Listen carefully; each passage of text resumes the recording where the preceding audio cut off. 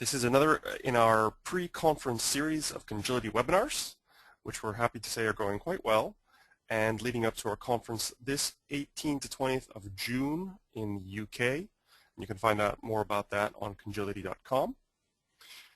Sharon Burton, as well as being a generally cool person, is well known internationally in the field of TechCom as a sought-after consultant, speaker, and teacher. She helps companies identify and correct product content-related customer experience issues and content strategy issues. She's a repeat speaker at Congility, so we're very happy to have her back doing this webinar with us today. A reminder to everyone that the conference early bird registrations have ended as of today. However, you can still get a discount off entry using the code that you'll be provided during. Questions that have been submitted through the chat or question panel will be answered towards the end of the session. So without any further ado, I'm going to hand over to Sharon. Good morning, everyone, or for some of you, good afternoon, good evening. I'm in Southern California, so for me it's good morning. It's a delight to see all of you. So, all right, Nas did such a wonderful introduction for me that I feel like I can barely, do anything better. But I wanted to point out to you that we have a tweet tag. So if I say something that resonates for you or you think is interesting and you feel like sharing, I want you to feel free to share it. If you could use the tweet tag, that would be great. Of course, you don't need to. But if you want to, that's fine. As we go, if you have questions, you can put them up in the questions window. We're probably going to deal with your questions at the end instead of as I go, because I have a fair amount of material and want to make sure that I kind of get this all done and taken care of before the end of the hour. And then there's a picture of me. That's what except my hair is shorter now, and may or may not be red, depending on the time of day, or every 6 weeks. So before we get, I want to thank the Congility folks for hosting this. This is wonderful. And if you've not been to Congility, I strongly recommend you go. I went last year, and it was wonderful. I had just a terrific time. The information I got was amazing. It was several days of just really amazing, amazing stuff. So you definitely want to try and go. 18th to the 20th of June in Gatwick. If you don't know where Gatwick is, it's actually quite easy. You fly into London, or you can fly into Gatwick. It's an alternate for London. But if you fly into London, you can take the train. Very easy. It's 2 conference days, 1 workshop day. It really, I wish I could go again this year. I have various reasons why I can't travel at that time, but I really, really wish I could go. And as a sweetener, so that you will go, you can save 30% registering using that code right there. So I'm going to leave that on the screen for just a moment while you write that down. And I'll be showing it again later at the end. So if you suddenly decide, I forgot to write that down, we've got you covered. So yeah, anytime you can see just the people that are listed here as speakers, you want to go. And you have all of these people in one place this time. So it's definitely a good thing to do. Seen this code and have not written it down quickly, because I'm going to leave this screen now. All right, so what are we doing today? Today, I want to start by covering some concepts and some definitions that you need to know so that as we go, you'll understand more clearly what it is I'm talking about. That you already know these terms, which is perfectly fine, but I want to make sure that everybody understands the vocabulary I'm using so that the kinds of things that I'm talking about make some sense. And I believe we have told you that we are, but I'm not certain we have. We are recording this, so if this is of value to you and you wish to share it with coworkers, etc., the Congility folks will be getting a link out to the recording so that you can see the recording, share it, watch it again, whatever it is you'd like to do. I've already said if you have questions in the questions area, feel free to put them there, and we'll catch them at the end. So let's start with some business stuff. Because we don't fund a world that is perfect. We don't write content because it makes us happy. Like, well, we may, but that's what we do on our own time. We work for companies or we consult with companies, and so understanding what companies care about and what they are deeply concerned about is going to help us put our content in that business context. So, all right, the first one is getting customers is expensive, and it is. It typically costs 6 to 7 times more to acquire a new than to retain an existing one. And the cost of getting a customer is called customer acquisition cost, or you'll see it very frequently as its acronyms, the CAC, the CAC, which I think is just a wretched acronym because it's a strange noise. But it's the cost of convincing people to buy your product or service. And it sounds like it should be a really difficult number to come up with. But basically, it's the total cost annually of your sales and marketing divided by the total number of customers that you got per year. It's a pretty simple, and by total cost of sales and marketing, some companies include salaries, some don't. I think to get the full picture, you need to include the salaries of what it costs to pay people to do this. And as a general rule,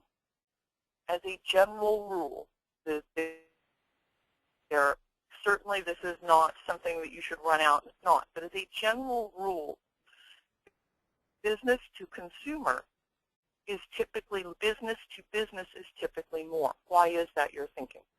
Because the markets are larger. If you're selling cell phones to consumers, there are far more consumers available in the world to buy your product than if you are selling some specialized business-to-business thing. Think of the content world. Selling to the content world is a smaller group of people. So it costs more because there's simply fewer people available to buy the product. So as I said, that's a general rule. There are obviously business-to-consumer kinds of markets that are very small as well. So it's a general statement. Your mileage may vary. All right, so the cost of acquiring customers is one cost we need to look at. But once we've acquired them, we need to keep them. And the difference between acquiring and keeping them is the customer churn. Customer churn is you're welcoming people in the front door. Oh, thank you very much for buying our product.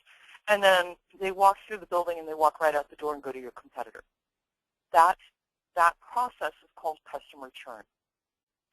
Customer churn is one of the most expensive things you can have as a business because you've spent all that money to get people in the door. So you've convinced them that they have a problem. You've convinced them that you're the solution. You have paid to process them as a customer. And then for whatever reason, they walk right out the door. And your competitor, who has not spent all of that money convincing them that they have a problem and that your product is the solution, that money you spent, and your competitors reap the benefit of you spending that money. There is an entire industry that exists to analyze churn and how much it costs and how to reduce it, etc. But research has shown that as a general statement, if you can increase your customer retention by 5%, you can see your profitability go up as much as 75%. So keeping the customers you've already got is an important thing to do, and the company that you work for or the companies that you consult with are very interested, typically, in keeping the customers they've already got because you've already paid all of the customer acquisition costs. So it costs very little to keep them, and they're good to have, which brings us to lifetime value, your products or services. You've already paid to get them in the door. They're now standing, and if you keep them happy, they're going to buy more stuff. Because the probability, research shows, of selling to an existing customer is 60 to 70%. But the probability of selling to a new prospect is far lower than that. In the door, the customer acquisition costs have been paid. They're standing in the house, and they're looking at more stuff. So if you can keep your customers happy, reduce your customer churn, you get a high lifetime value from those customers. They're going to spend more money, they're going to buy more products, they're going to upgrade to the new versions, they're going to do all of that stuff. And if you keep them really happy, these people can be your evangelists, which means that the customer acquisition costs that you've already spent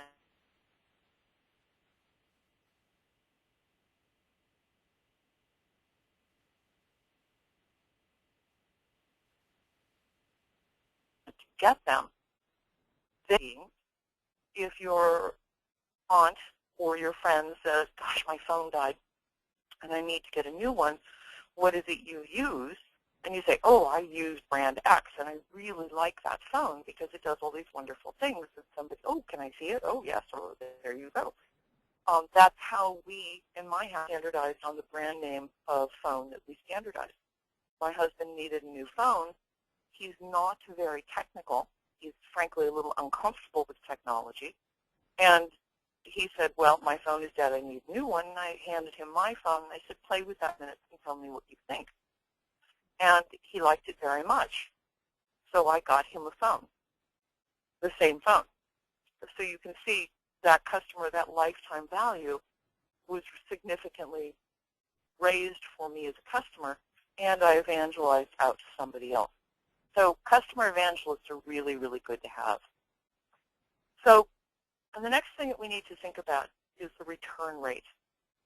And this is, to me, this research I've found is really, really interesting.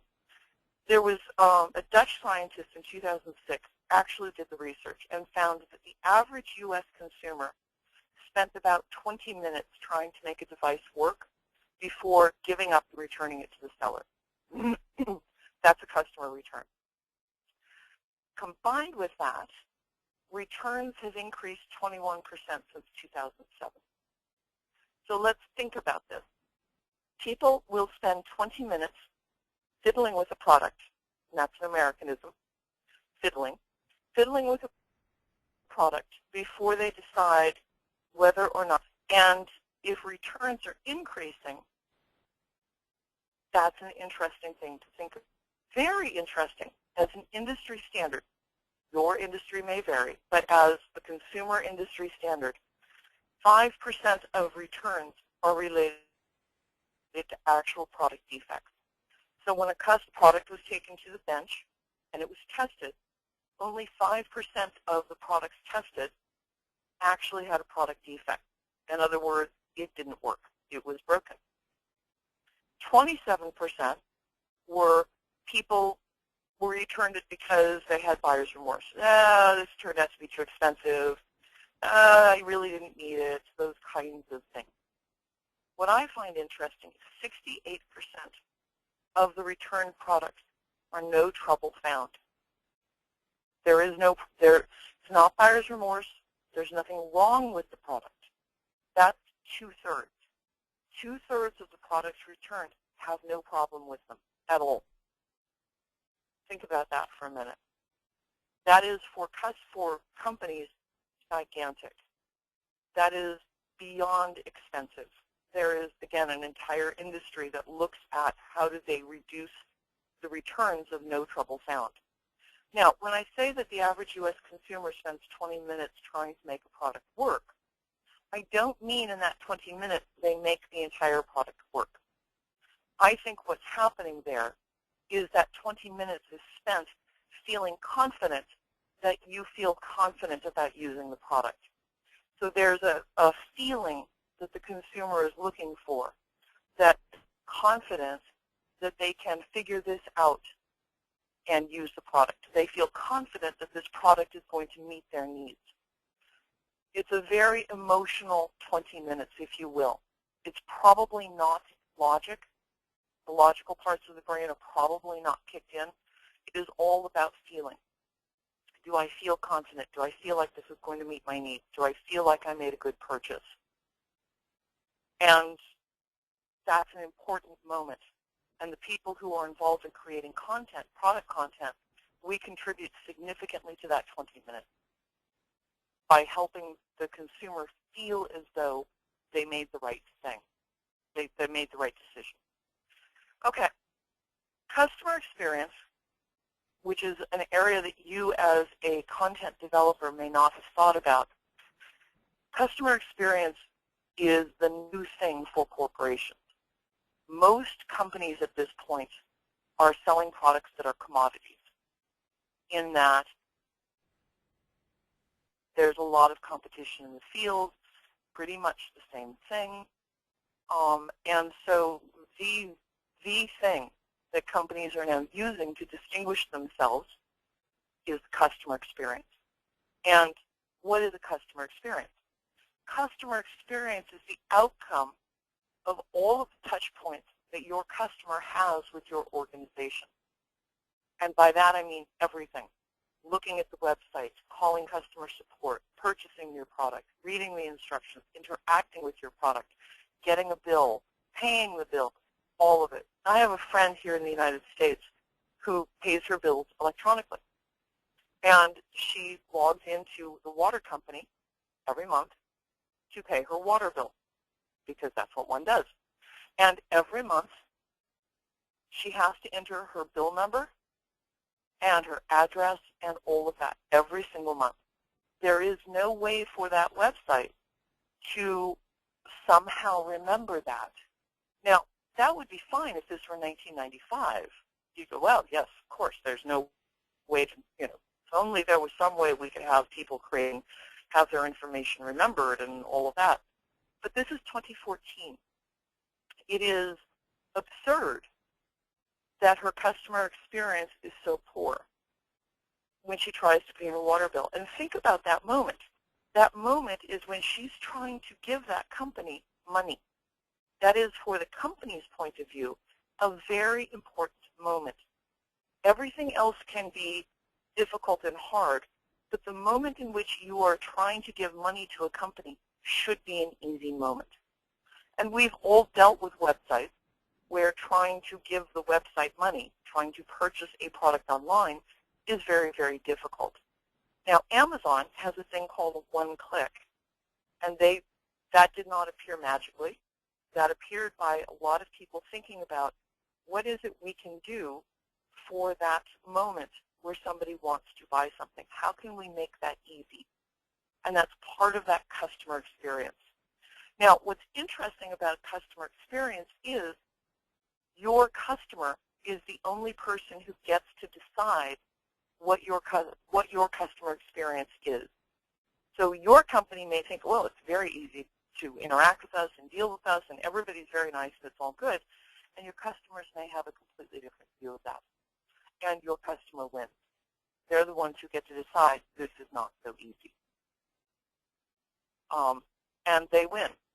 This is one of those, it doesn't matter what your point of view is. If your customer says it's very difficult, then it's very difficult. All right, so that's kind of getting us now we understand what those definitions are, all of that. Now, the 5 things that you came to talk about. And I threw in because I can, because I thought it was an interesting thing to know about. And so you're getting a bonus. You're getting 6 things for the price of 1. Great customer experience. All right.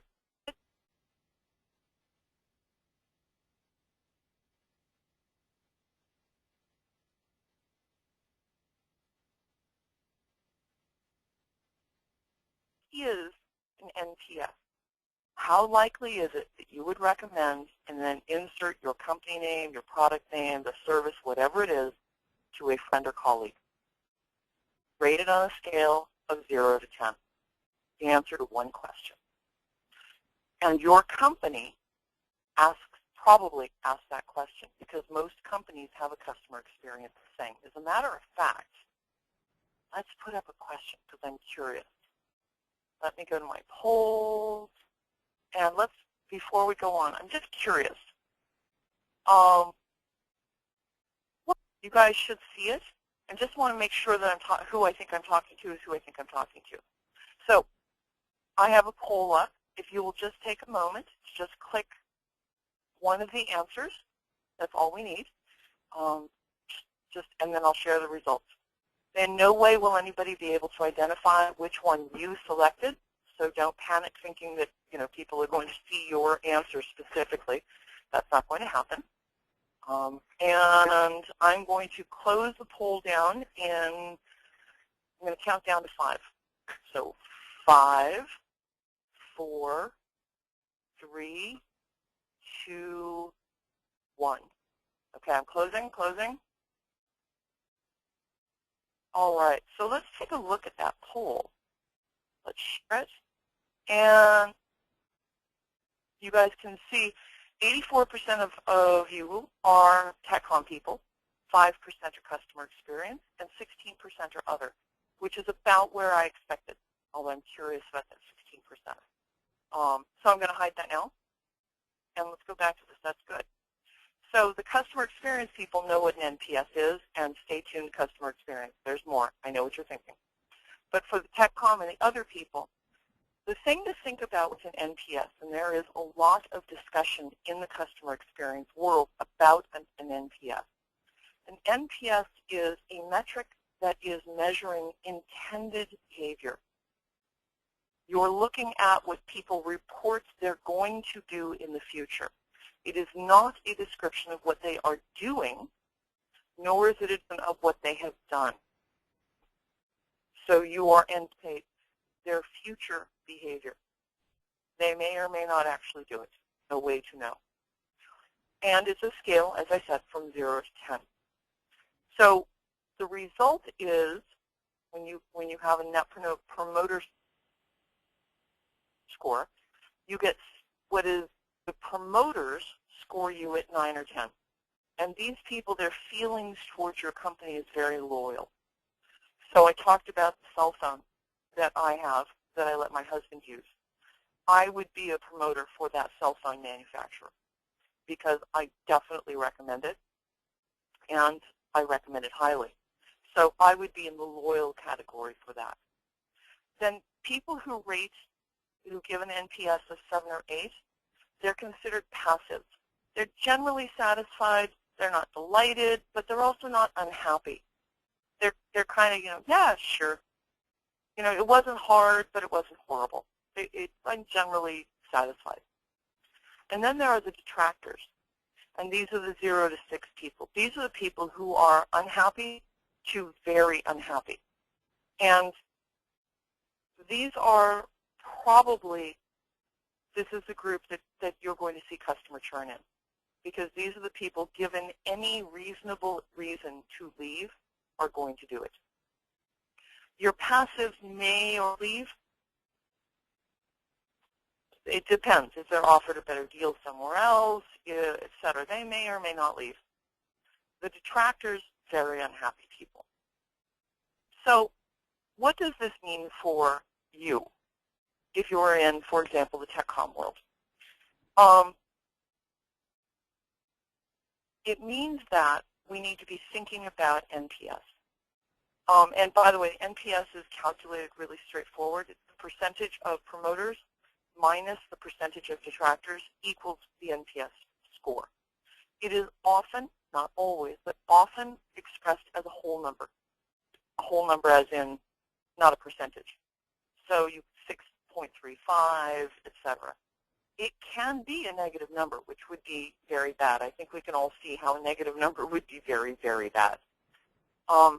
The importance of an NPS to your organization is it is associated with, not causally, but associated with higher lifetime values, lower customer churn, lower return rate, cheaper to sell to, all of that.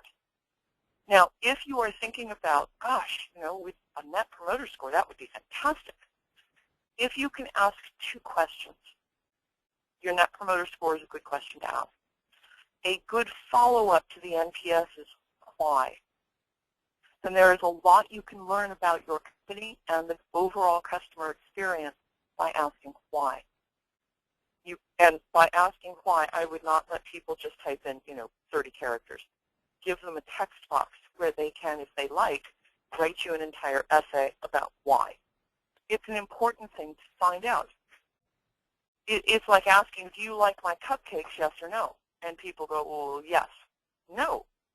Well, find it, why don't you like my cupcakes? It could range from because your cupcakes don't taste good to I wish there were more flavors. I love the ones you've got so much. I want more flavors so I can come more often.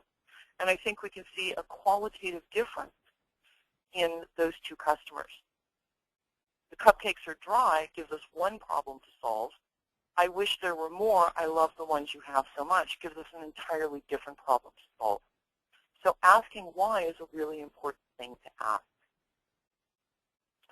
So if your company is doing a Net Promoter Score, which they probably are, what does this mean for those of us who are creating content? Very reasonable thing for us to think about a Net Promoter Score for our content. So perhaps we could start asking our content consumers questions like, how likely is it that you would recommend our instructions or our content to a friend or colleague? If your content already has a social share associated with it, you are, in essence, asking that question already. So you could take that data and actually start thinking about an NPS score, or at least associating kind of an NPS. It's not the same because you're actually measuring actual behavior versus intended behavior. But it's something to start thinking about because the NPS is probably already being measured for your organization anyway. And if you can start looking at your content and looking at how much is it shared if you have a social share versus, what kind of content is getting shared, that's going to start telling you what it is that's resonating with your customers. And by and large, things that are resonating with your customers are things that they like. And obviously things they like should be the kinds of things you do more of. Because, all right, so NPS is nice, you're thinking. That's good. Maybe our company has one, and somebody said, oh, yes, our NPS is 8. Okay, well, is that in our industry good or bad? Is it a good witch or a bad witch? Well, there are ways to find out what is the standard NPS for your easily do a Google search. And by the way, these slides are going to go up on SlideShare, and you'll get a link to that tomorrow. So I have provided you with one, which is icky, but you'll be able to click on it in the slides if you go get them tomorrow. So knowing where you stand in your industry is a really good thing overall for your company. We don't have an industry standard NPS for content. And I always like to add yet, because I think that we can figure one out. And I think that eventually we can have one that feeds into our overall company NPS. And if you don't think that your company has a customer experience initiative, you're probably wrong, because it probably does. Most companies are doing this, and most companies know exactly what their NPS is, and most companies are desperate to improve it. So if you can start tying your content to your corporation's NPS, you start tying company or your content to one of the top business goals your company has. Okay, so what is a customer journey? That sounds nice, doesn't it? Customer journey. Customer journey is the process a customer goes through while interacting with your company. And like all customer experience things, only your customer knows if it was a good experience or not. This is a very customer-centric way of looking at things. So it's typically thought of in column phases, and those columns are typically awareness, interest, desire, and action. And then you can have customer rows. I'll be showing you an example. Customer rows that show activity, motivations, questions, barriers. Sometimes this is shown in circles. It is shown as a round path. I am finding for content that the table view works better for me.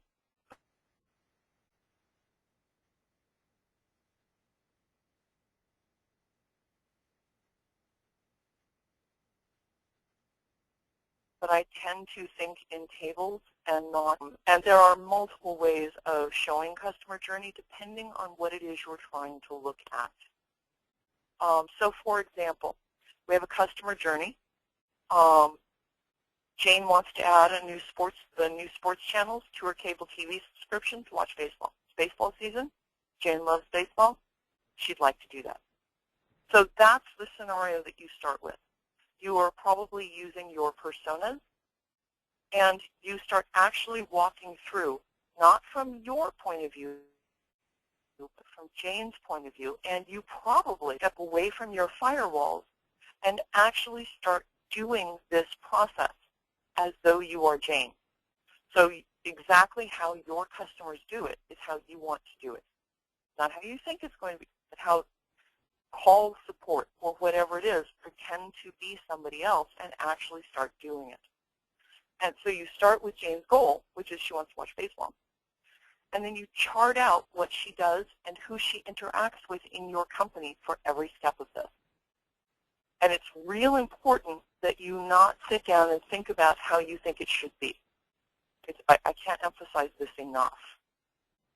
Because how you think it should be and how it actually is can be very different. And what we're trying to get is that difference. So at the end, after you've mapped out the customer journey, you see that the steps that your customer has to go through. You see the touch points, the employees that are involved at each step. You see the processes of your corporation that may be invoked to get through this. And very often, by mapping out customer journeys, you start discovering major internal issues. Like during this process, the way that your company verifies that Jane is in fact a customer is through her account number. Except most people now use electronic banking. So they don't get bills anymore. I haven't seen a bill for, an actual bill for things in years. And so she has no bill handy, which means that she can't verify that who she is. So she has to call back. She has to go and log in and find the account number in her electronic banking, et cetera, et cetera. So mapping this process out lets you look at, okay, here's a point in which we have an abandon rate. And I didn't talk about abandon rate, but abandon rate, where the process is incomplete, the goal is not met. And it's because Jane doesn't have her account number handy. So is there perhaps another way that we could verify account, like, for example, through phone numbers? Everybody has their phone number handy. Everybody does. So maybe one of the things we could do in our customer relationship management software is have phone numbers as a way to verify account number, and have that be maybe the first thing we ask people. Maybe that's an easy way to do it. But you wouldn't have discovered that if you hadn't walked through it. Now, this is a completely different activity, but this is, I put this together for product instructions. And you can see it's a table, as I said. So we've got a row called motivations, questions, barriers. And then I put it at the bottom because I put it at the bottom. But these are the phases that I think people are using product instructions. So we have the out-of-box experience. But that's an important, but it's also moved through quickly. And I have up here the activities our customer is going to go through, their motivations, going through those, the questions, and then the barriers that might prevent them from moving through this phase into the next one. This is available on my website if you're interested. It's SharonBurton.com. And then there's a customer experience category on my website. You can go look at that. But I find this a very useful thing to chart out because it's letting me know the kinds of things that my customer is interested in, the kinds of things they want to do. Now, this is very generic because I did it generically. If I were to do this for real, for a specific and concrete product, you can see I would have the power user tasks. It would be more filled out. I just did this for a generic kind of, problem in the world. All right, so what are touch points? I kind of talked about touch points before, but what are they exactly?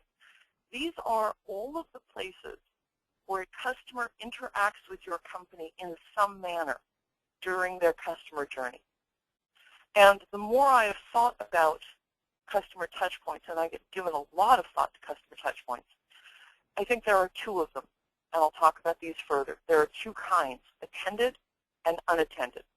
But touch points include everything from letters that you send to your customers to the knowledge base that your customer may be able to get access to, the customer support people that they call, the website, product content. Every single place that your customer can potentially interact with your company is a touch point.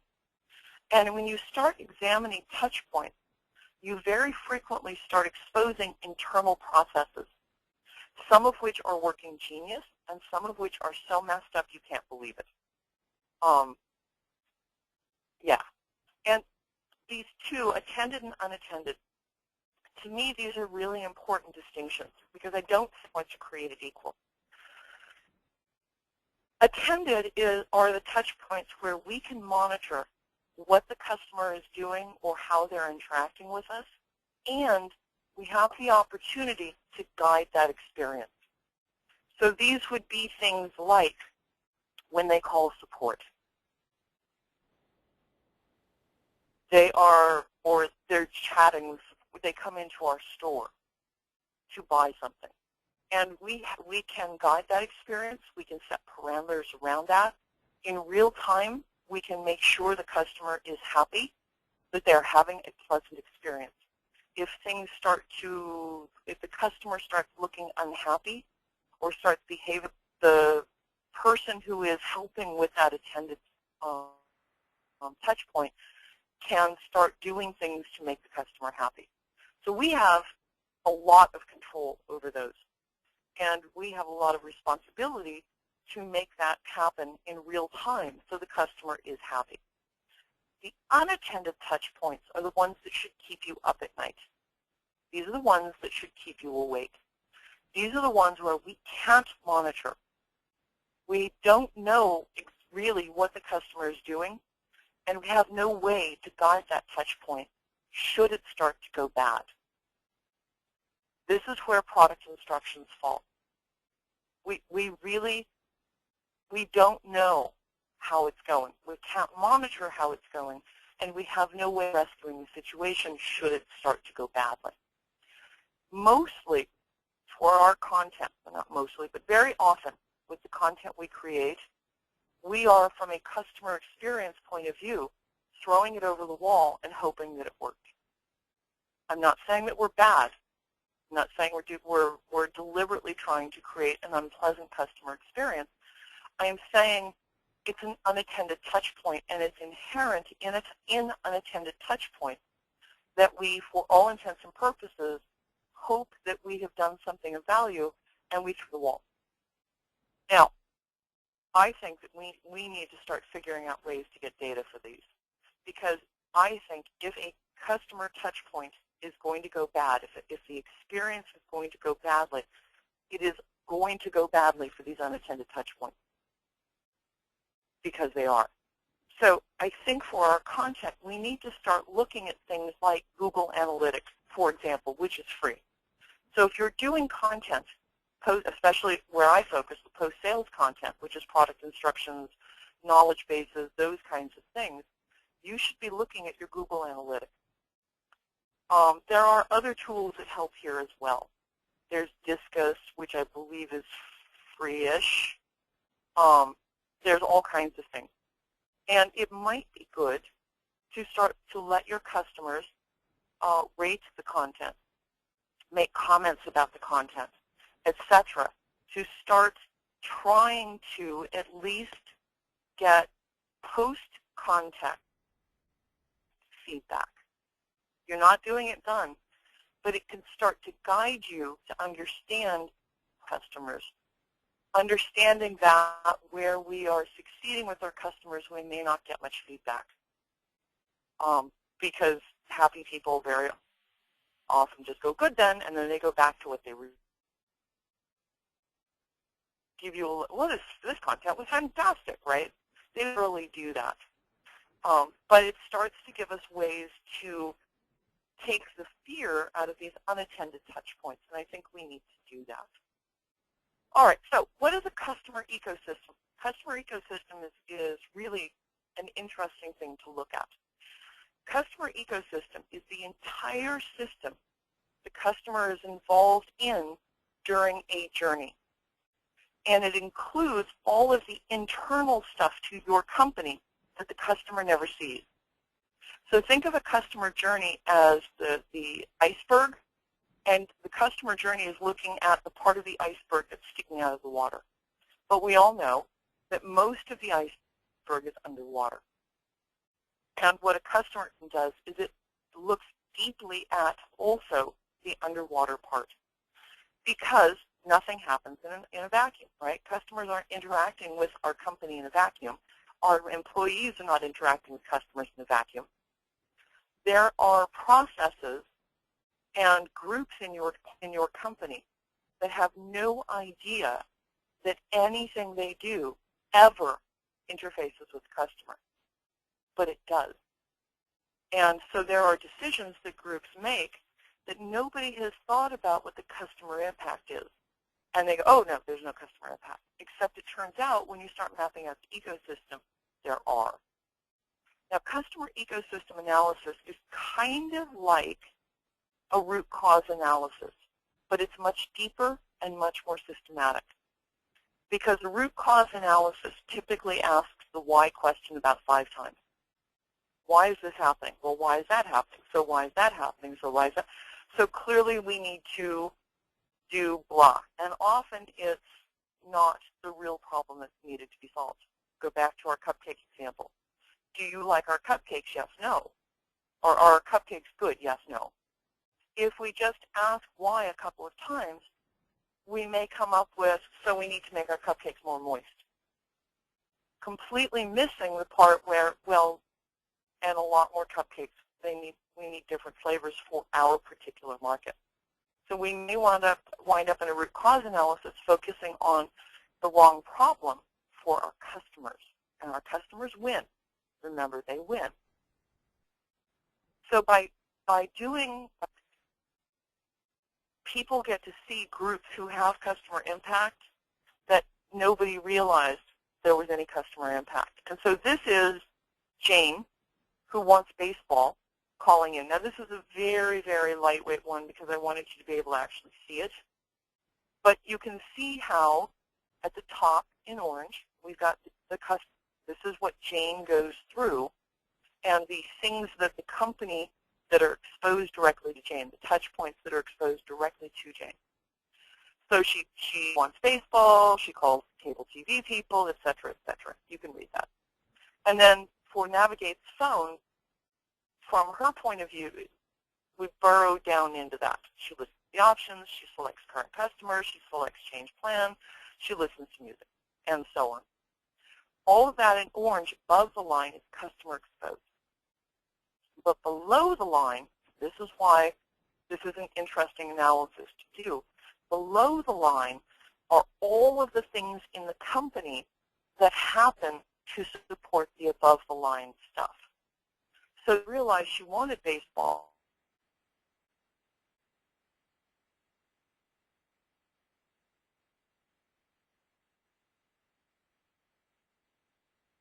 Until advertising and marketing create. So it could turn out we didn't even realize things that were involved here, like the CRM database. The people who run the customer relationship management database may not have realized that they were at all in any way involved in helping customers get baseball on their cable. But until you map out the ecosystem, there's no way for you to realize that. And then once you do, you go, oh my gosh, we need to fix that. And we need to fix that. So once you put that together, then you start marking using red, green, yellow, or any other colors you would like to show happy, neutral, or unhappy. And we start marking places on our, and what happens very often is, from the customer exposed part, you discover that by and large, this journey leaves the customer upset. There are people who are, but below that, the people who are deep in our iceberg, but impacting the customer experience, they're all perfectly delighted with how it's going, because they're only looking at their little part of the universe. And in their little part of the universe, they're quite happy. Advertising is very happy because they've got their advertisements out. They got them out on time. It's all very good. Marketing is delighted because they came up with a package. They're all happy, and so on. So you can start to see, if you will, cognitive dissonance. Your corporate is delighted with how it's going, but what they're doing is making the customer unhappy, and they didn't even know it. So what does this mean for our content? We may be delighted with our content. We may be looking at, for example, our product instructions and what it does in great depth. We couldn't be happier. But our customer may be very unhappy, and our customer wins. So, and because product instructions are an unattended customer touch point, the only way that we really know if they're working or not is we look at them and go, well, yes, they're very good. We need to know what the ecosystem is for our product instructions. We need to know what our customers think about them, and we need to know what goes on in our corporation that may be impacting the customer experience. All right, here's our bonus one with 10 minutes to go. Our bonus is a customer effort score. Now, I said before that the NPS, there is a lot of back and forth. People to associate the NPS with increased sales or increased market share or. And to a loose extent, an NPS does correlate with that. But it's not necessarily the be-all, end-all. It is a good thing to measure, and if your company is not measuring any customer stuff, it's certainly a thing to measure, and it's a great way to get started. There are other things, though, that get measured, and one of them is the Customer Effort Score, the CES, which is, in essence, how hard is it to do business with you? Is it easy or is it hard? Now, my friend, I talked about the water company. Clearly, water companies, at least in the U.S., are monopolies. She has no choice but to get the water to her house from one company.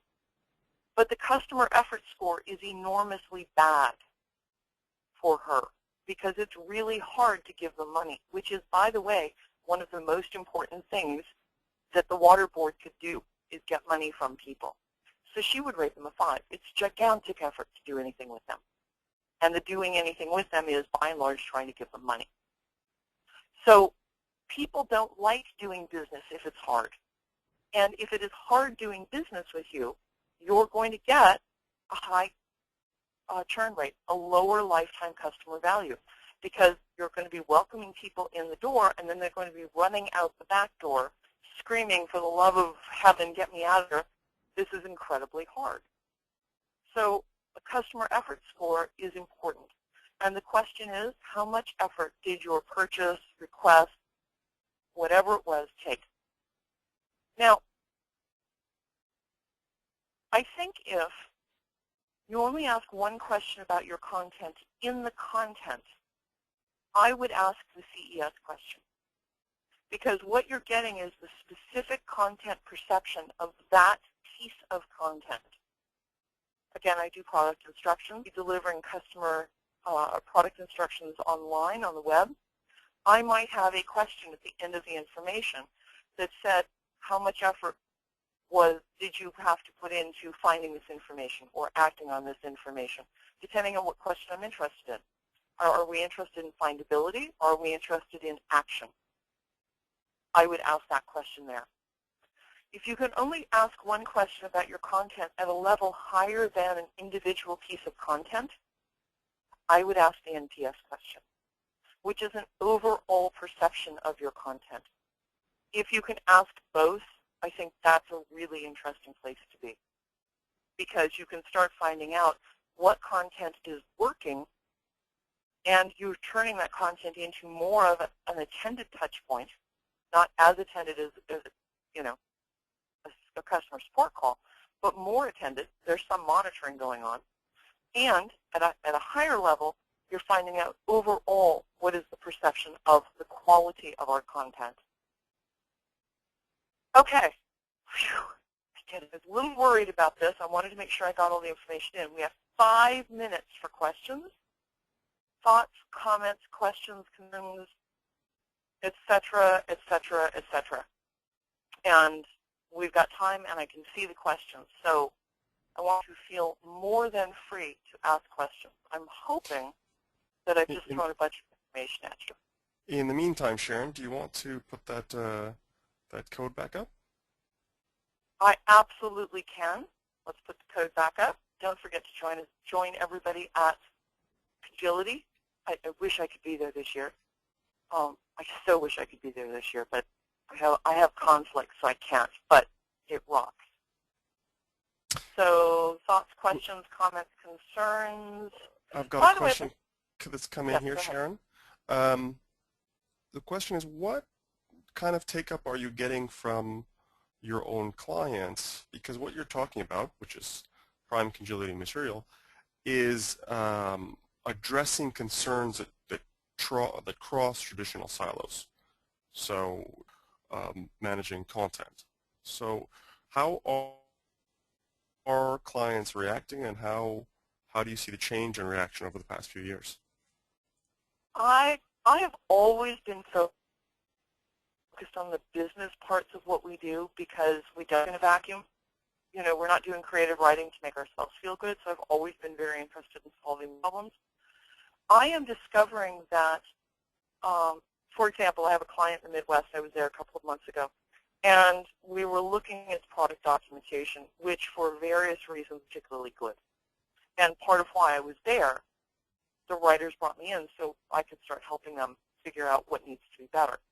The product manager was not necessarily excited that I was there. He wasn't unhappy, but he didn't necessarily see the value. And we were having a meeting very early, you know, kind of the kickoff meeting. And I mentioned that product documentation was part of the customer experience. And it was as though a thunderbolt hit him in the head. He literally jumped to his feet and started pacing in a circle. And I thought that he was going to tell me I had to go home now or something.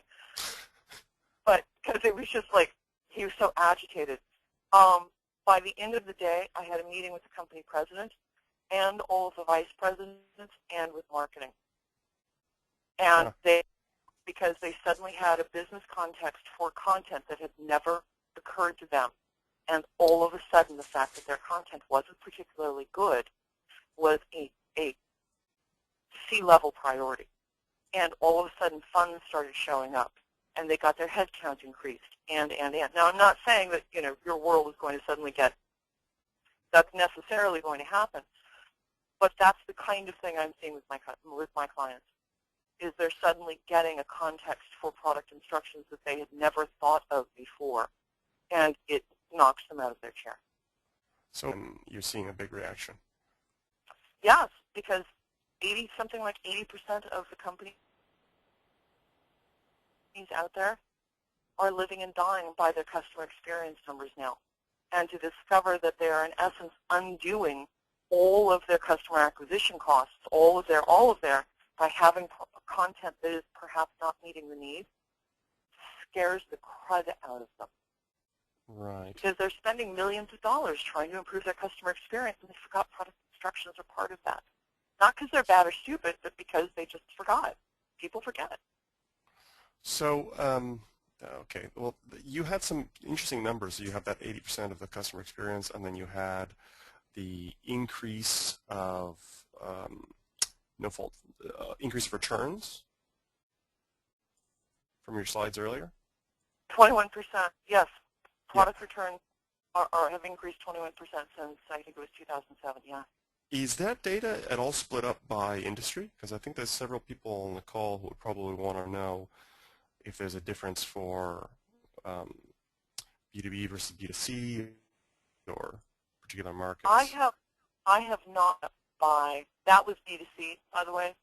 Mm-hmm. I have not found business to business, which is Okay. really frustrating because I know that so many of us are in the B2B market.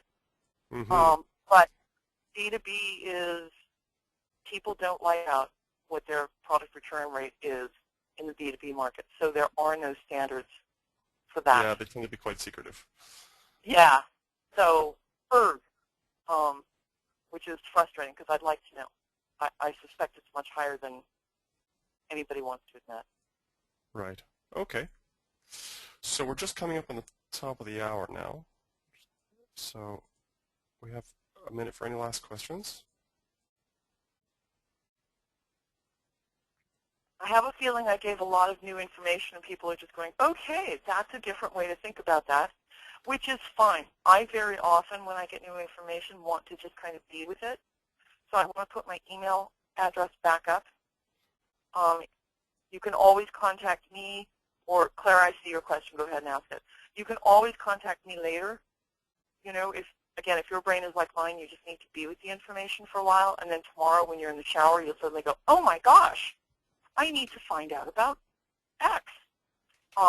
That's fine. You can always email me, Twitter, et cetera, et cetera. Claire, go ahead and ask your question. Claire, you can just write the question directly into that space there. I'm not sure if I'm going to be able to, I don't think I can turn on anyone's audio, so you kind of have to type it in. No, I don't think we can. And we've got so many people that it would be unrealistic to do audio.